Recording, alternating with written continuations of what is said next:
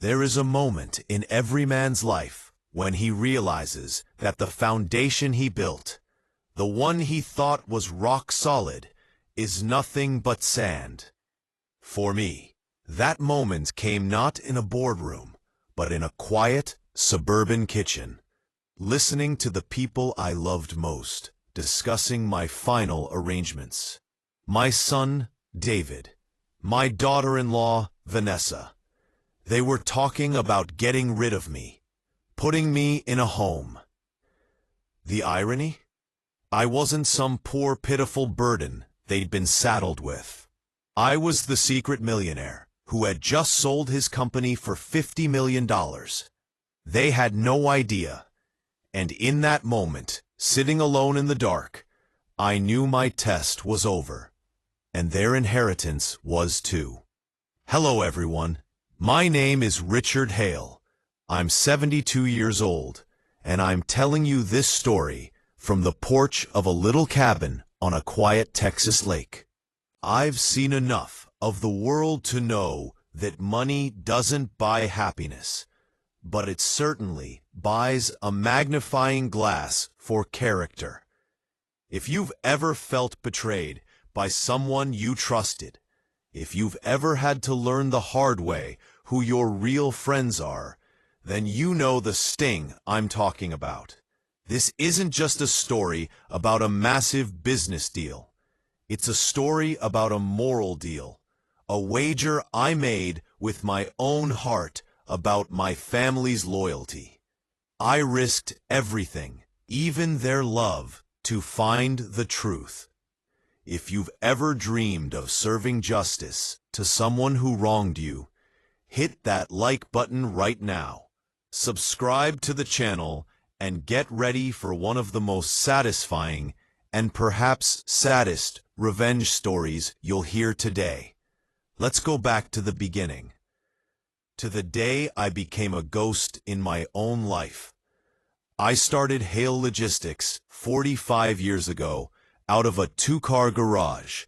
It was just me, a battered old truck, and a fierce refusal to fail. For decades, my life was a relentless blur of deadlines, negotiations, and endless miles of highway. I built that company with my own hands, not a handout or a lucky break in sight. My late wife, Sarah, was the only reason I survived. She was my anchor, my conscience, and my truest partner. She passed 10 years ago, and a piece of me went with her. My son, David, grew up surrounded by the tail end of that struggle, and then the beginning of the success. He never had the fire I had. He preferred the comfort my success provided. He was a good kid, though. A bit soft, maybe, but I loved him.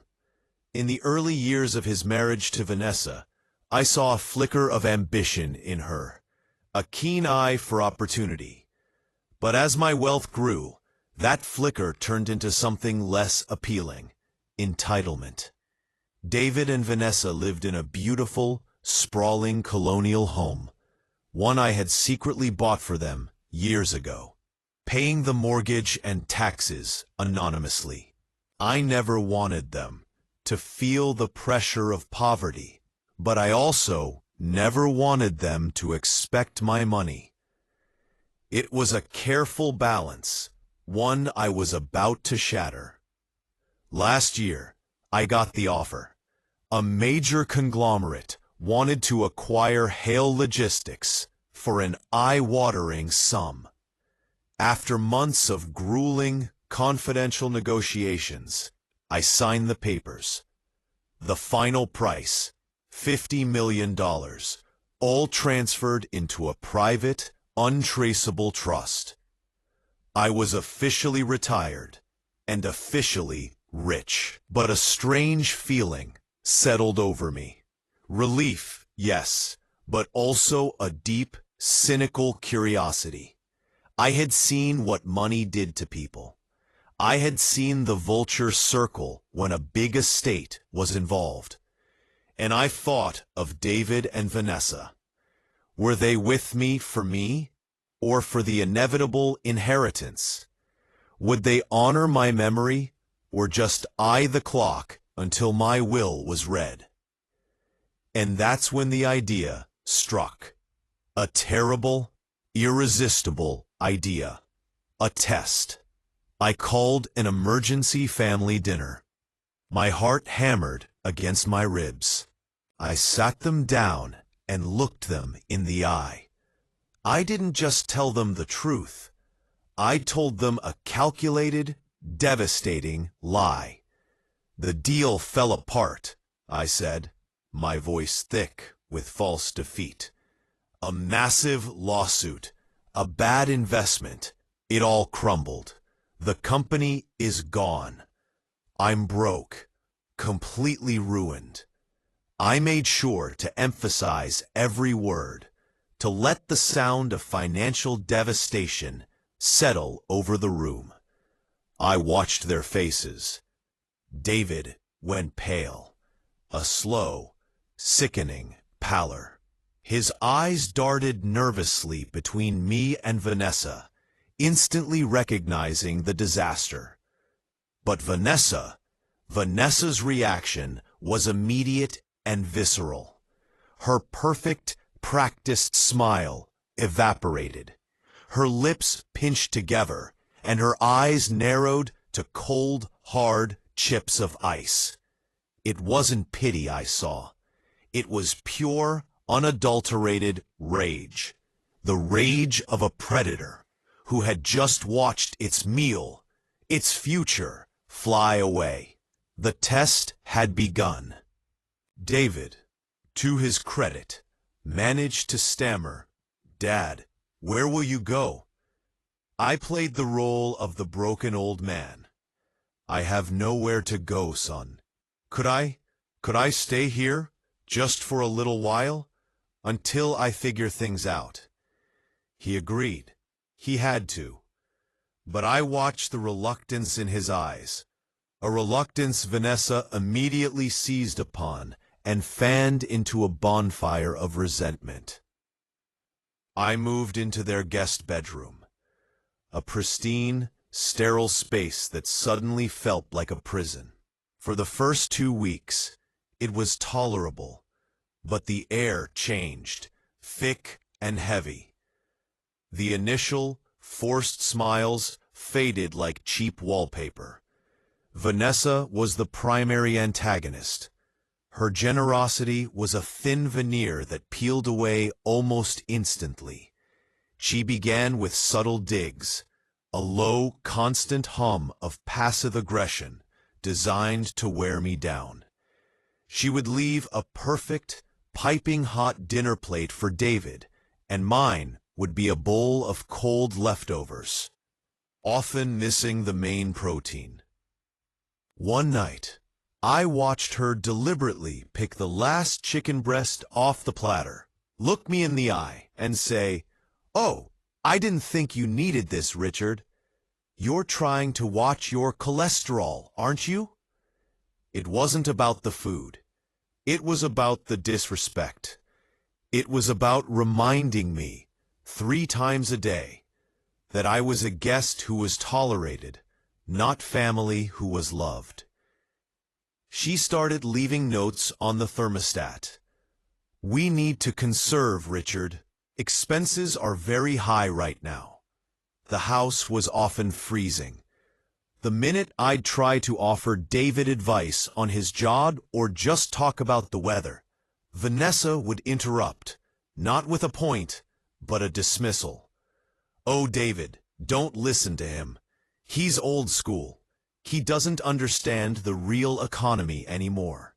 She made me feel irrelevant, a relic.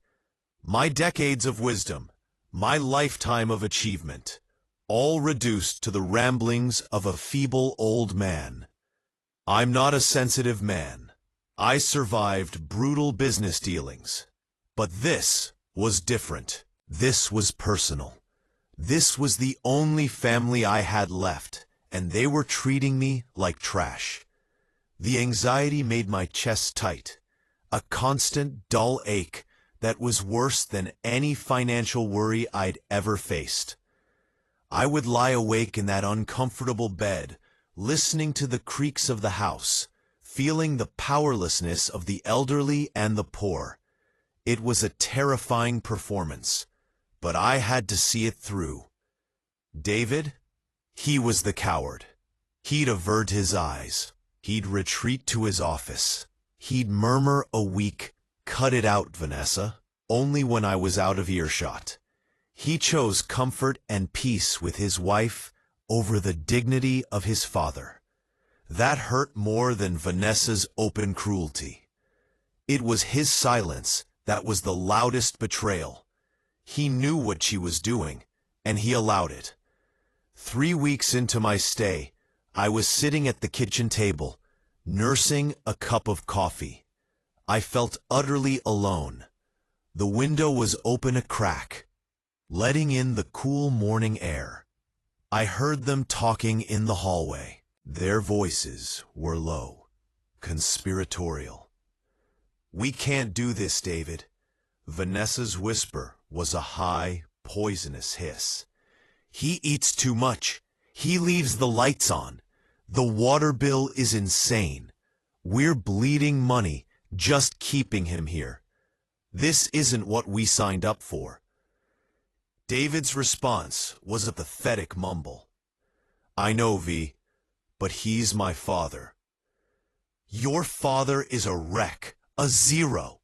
He has nothing left to give us, David. Honestly, it's time to put him in a home.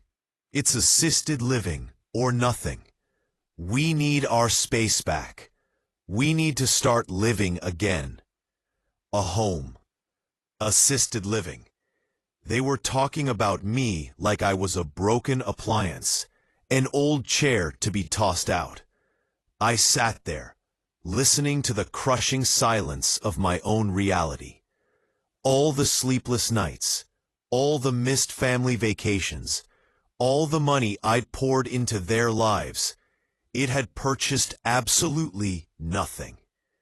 The cold wasn't just in the morning air. It was a physical sensation, a deep-seated chill that settled in my bones and hardened my resolve. I had wanted the truth. I had my answer.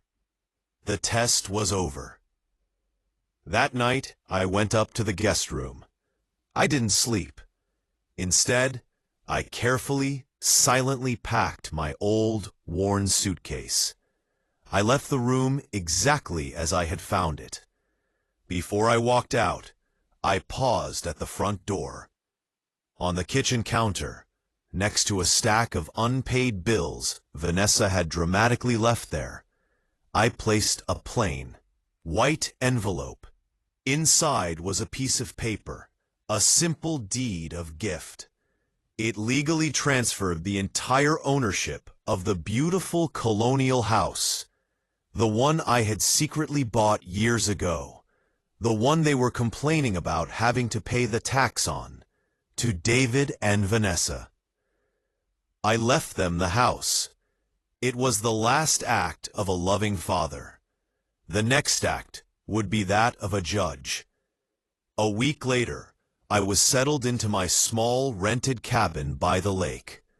I instructed my lawyer, a brilliant man named Mr.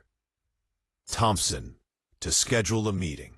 I sent a short, formal invitation to David and Vanessa. The invitation only said, "Final settlement of Richard Hale's affairs." I arrived at Mr. Thompson's office first.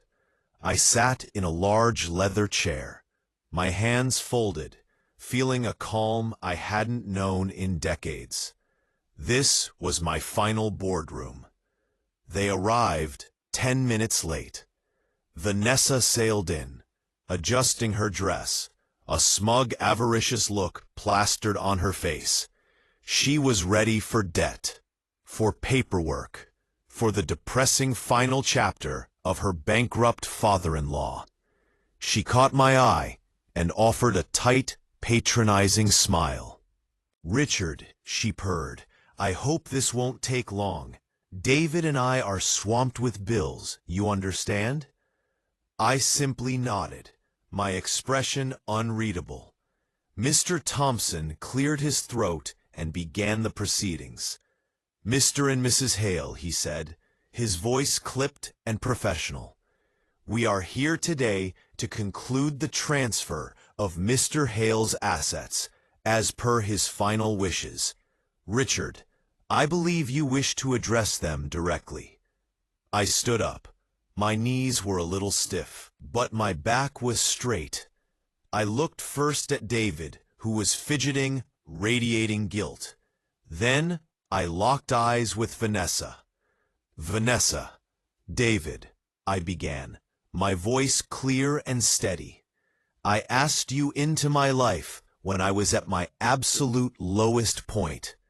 I came to you with nothing, only asking for kindness, for compassion, a bed and a few meals, and the simple dignity of a father. Vanessa rolled her eyes.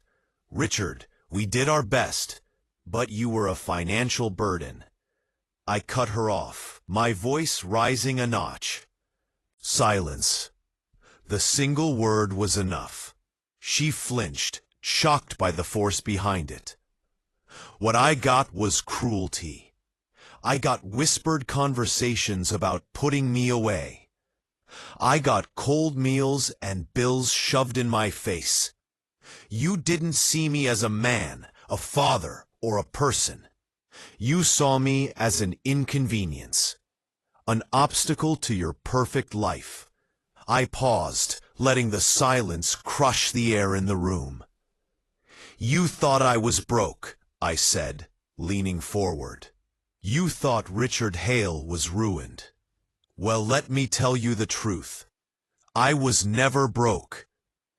David's head snapped up. Vanessa's smugness faltered, replaced by a dawning terror. I sold Hale Logistics 1 month ago for $50 million, I stated, watching the numbers drop onto their heads like anvils. The money is secure in a private trust that you were never told about. The entire time I was in your house, I could have bought and sold 10 of those big houses. David looked like he was going to vomit. His face was a sheet of ghostly white. Vanessa, however, was a study in rapid-fire greed and calculation. Her eyes widened, and a new smile, a desperate, groveling smile, began to form.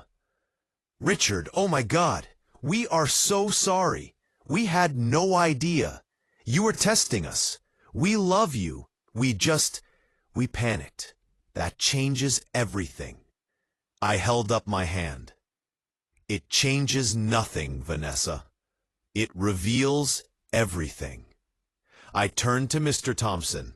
Tell them, Charles. Mr. Thompson opened a folio. Mr. Hale is an extremely wealthy man.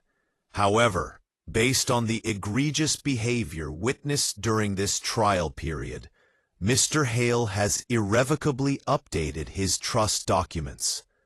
The house you currently live in, the beautiful colonial you are struggling to maintain, that deed was gifted to you last week. It is yours. That is your inheritance. David began to sob, a muffled, broken sound of shame and loss. And what about the rest, Charles? I asked. The remaining balance of the trust, the entirety of the $50 million, plus interest, and any other assets, is being immediately and irrevocably donated to the Sarah Hale Children's Foundation in perpetuity. I looked Vanessa directly in the eye. When I had nothing, I only asked for kindness. What I got was cruelty. The house is yours. Enjoy the taxes. As for the rest of my fortune, it will go to children who need it most. To children who, unlike you, will grow up understanding the meaning of a real legacy. I placed my hands flat on the table and gave them a look that was colder than any winter in my life. "I am done," I said. "You have the house. I'm keeping my peace. I trust the foundation will make far better use of my legacy than you ever could." I didn't wait for their reaction. I stood up, turned my back on the silence, and walked out of that office. It was the hardest thing I'd ever done, and yet I felt lighter than I had in years. The heavy weight of expectation, the false hope for a true family bond, was finally gone. I felt an incredible sense of relief, a triumph of validation.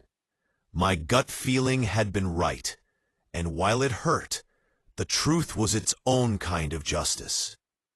My lawyer, Mr. Thompson, later told me that Vanessa erupted. She screamed, she cried. She demanded the documents be changed.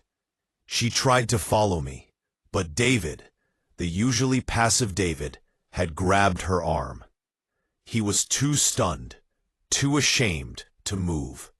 The one time he finally took action, it was to restrain his wife from chasing a $50 million check.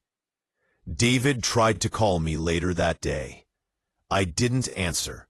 I didn't need to hear his apologies. They were tainted by the knowledge of what he was apologizing for.